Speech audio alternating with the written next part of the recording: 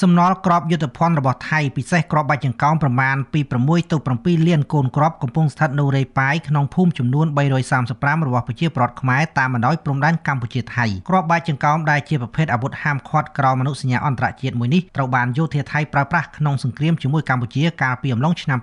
2025នេះជាការលើកឡើងរបស់លោកហេងរតនាអគ្គនាយកស៊ីម៉ាក់ក្នុងជំនួបជាមួយលោក Alien Acklin ទីប្រឹក្សាសុវត្ថិភាពនិងការគ្រប់គ្រងវិបត្តិនៃគណៈកម្មាធិការអន្តរជាតិនៃកាកបាទក្រហមហៅកាត់ថា ICRC ដែលមានការិយាល័យកណ្ដាលនៅទីក្រុងស៊ឺណែវនិងលោកស្រីដូសា Nassimi Salaman ប្រធានបេសកកម្ម IRC ប្រចាំកម្ពុជានាថ្ងៃទី6ខែសីហាឆ្នាំ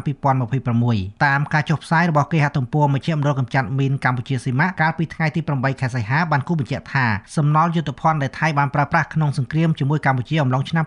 2025មានដូចជាអាវុធសារធាតុគីមីនិងគ្រាប់បែកចង្កោមជាដើមតាមស៊ីម៉ាក់សំណល់យុទ្ធភ័ណ្ឌទាំងនេះត្រូវបានហាមឃាត់ក្រោមអនុសញ្ញាអន្តរជាតិតែយោធាថៃបានបាញ់ផ្លោងនិងទម្លាក់គ្រាប់បែកទាំងនោះដោយមិនរើសមុខដែលប៉ះពាល់ទាំងជនស៊ីវិលនិងយោធាកម្ពុជាតាមការស្រាវជ្រាវព័ត៌មានសំណល់គ្រាប់យុទ្ធភ័ណ្ឌដែលថៃបានឈ្លានពាននៅតាមភូមិចំនួន335របស់កម្ពុជាស៊ីម៉ាក់បានកំណត់តំបន់រួមផលប៉ះពាល់ចំនួន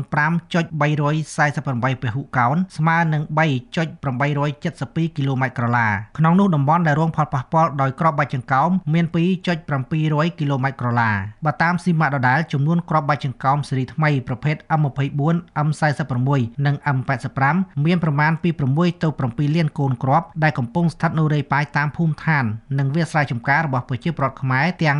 335ភូមិផលប៉ះពាល់នៃគ្រាប់បែកចង្កោមស៊េរីថ្មីដែលថៃប្រើប្រាស់ដើម្បីប្រឆាំងនឹងកម្ពុជាកន្លងមកនេះគឺមានទំហំធំជាងគេលើពិភពលោកបើប្រៀបធៀបនឹងសង្គ្រាមរវាងលីបង់និងអ៊ីស្រាអែលកាលពីឆ្នាំ2006ដែលមានប្រមាណ1លានគ្រាប់អគ្គនាយកស៊ីម៉ាក់កម្ពុជាបានប្រាប់គណៈប្រតិភូគណៈកម្មាធិការអន្តរជាតិនៃកាកបាទក្រហម ICRC ថាការដែលថៃបាញ់ពង្រាយគ្រាប់បែកចង្កោមតាមសាលារៀនភូមិឋានវត្តអារាមនិងស្រែចម្ការរបស់ប្រជាពលរដ្ឋខ្មែររួមទាំងហេដ្ឋារចនាសម្ព័ន្ធស៊ីវិលរបស់កម្ពុជាគឺជាការគិតគូរខាងយុទ្ធសាស្ត្រយ៉ាងល្អិតល្អន់បំផុតរបស់មេតាហានថៃក្នុងការបង្កផលវិបាកមនុស្សធម៌និងគម្រាមកំហែងសេដ្ឋកិច្ចសង្គមយ៉ាងធ្ងន់ធ្ងរចំពោះកម្ពុជាទាំងក្នុងកលៈទេសៈបច្ចុប្បន្ននិងទៅមុខយូរអង្វែងកម្ពុជាចាត់ទុកទង្វើរបស់យោធាថៃគឺជាការរំលោភលើអនុសញ្ញាអន្តរជាតិស្តីពីការហាមឃាត់ការប្រើប្រាស់គ្រាប់បែកចង្កោមសូមបញ្ជាក់ថាគ្រាប់បែកចង្កោមរបស់ថៃពី6ទៅ7លានគ្រាប់នេះត្រូវបានរកឃើញនិងកំណត់ថាស្ថិតនៅរេប៉ាយក្នុងភូមិចំនួន335របស់កម្ពុជាតែនៅសល់ភូមិចំនួន14និងទីតាំងភូមិសាស្ត្រតំបន់ជួរមុខនៃបន្ទាត់ព្រំដែនកម្ពុជាថៃ